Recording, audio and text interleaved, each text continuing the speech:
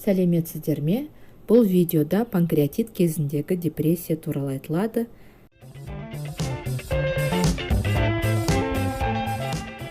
Дәрігермен расталған депрессия емес, ал панкреатитте адамдарда туындайтын негативті депрессиялық сезім, депрессиялық күй талқыланады. Ол тек нашар көңіл күй емес, шынымен де ауыр психоэмоционалдық жағдай. Одан шығу өте қиын. Панкреатиттегі депрессия бұл ауру туралы біліп, оны қабылдай алмағаннан болады. Қалай өмір сүремін, қалай жұмыс жасаймын, басқа адамдарға қалай түсіндіремін, не жеймін, дәрілерді қалай ішу керек, оған қаражатты қайдан аламын деген сияқты көптеген сұрақтар туындайды.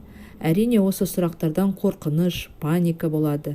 Қалай болса да бұл стресстен арылу керек. Ең бастысы бұл аурудың бар екенін енді қабылдап, онымен өмір сүруге үйрену керек. Мен осы аурудан құтыламын, диетамен өмір сүре аламын, ремиссияға жетемін, еш қиындығы жоқ деп ойлау керек. Бірақ күнделікті қашан ауру басылады деп өз-өзіңізді қорқылмаңыз. Басқа нәрсеге алаңдауға қатты тырысыңыз.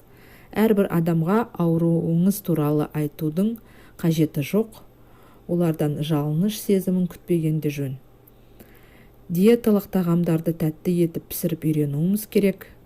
Маған сүзбеден запеканка, мысалы диеталық плов, микроволновкада піскен кабачок, осы кабачокты сары май жағылған нанға салып жеу. Кейде ыстық суда 1 сағат жатқан грек жаңғағын жеу өте ұнайды қазір. Яғни диетада бара-бара өмір сүріп үйренуге болады. Ауру басылып жатқанда басқада қияр, қызанақ, алмұрт, қарбыз сияқты ауру басында жеуге тыйым салынған тағамдарды да жаймен қосуға болады. Келесі өте маңызды кеңес бұл неврологқа қаралу. Невролог психоэмоционалды күйіңізді бір қалыпты жайға келтіретін дәрілер, нейролептиктер жазып бере алады. Міндетті түрде панкреатит бар екенін айтыңыз оған. Панкреатит бұл өте бір дәрі ішкеннен кетіп қалатын, ауырту, шаншу сезімі бірден басыла қоятын ауру емес. Ұйқы безін қалыпқа келтіру үшін үлкен сабырлық, көп уақыт, моральдық күш-жігер керек. Өзіңіз психоэмоционалдық күйіңізді ретке келтіре алмай жатсаңыз, неврологқа жүгінген жөн. Келесі маңызды кеңес бұл өлім, диабет, рак аурулары туралы ойламау. Созылмалы панкреатит бұларға алып келмейді. Рак болса, оның мүмкіндігі тек қана 5%. Диетамен жүріп, өз-өзіңізді күтуден еш жамандық болмайды.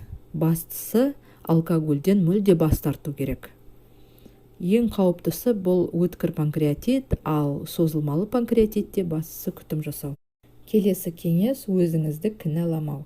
Бұл ауруға шалдыққаныңыз үшін өзіңізді жек көрмеңіз, туыстарыңыздың алдында кінәні сезінбеңіз. Керісінше оларға түсіндіріңіз, осы ауруда сізге күтім, моральдық көмек керек екен. Тыйым салынған тағамдарды жеп көруге бермегендері дұрыс деп айтыңыз. Бүгінде адамдардан ұялмай, қойған сұрақтарына ренжімеуге тырысыңыз. Тіпті кім не ойлайды деп өзіңізді жемеңіз. Басқа біреудің пікірі, ойы мүлде маңызды емес. Тек өз денсаулығыңызды ойлаңыз. Және соңғы ең басты кеңес өз-өзіңізге деген махаббат. Басқалардың қамын ойлаймыз деп өзімізді ұмытамыз, бұл дұрыс емес. Өзіміз бақытты болмасақ, өмірге қанағаттанбасақ, денсаулығымыз да нашарлайды. Одан басқасына да жақсы болмайды. Сондықтан бастысы өзіңізді бақытты сезіну. Қалайтын заттарға, жоспарларға кішкене де болса жаймен қол жеткізу керек. Ұйқы безі өмір дәміне жауап береді деуге болады. Ол қандағы қант деңгейін реттейтін инсулин гормонын жасақтап отырады. Қорытындыласақ, өзіңізге деген махаббаттан бақытты боласыз. Бақытты болсаңыз, психоэмоционалдық жағдайыңыз қалыпқа келіп, ішек асқазан жұмысы да реттеледі деген ойдамын.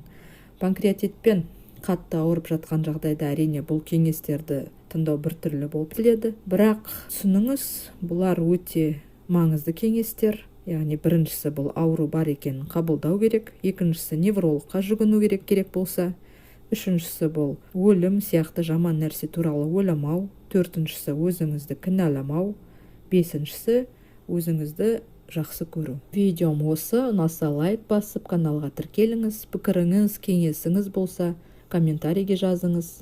Рахмет, ауырмайық.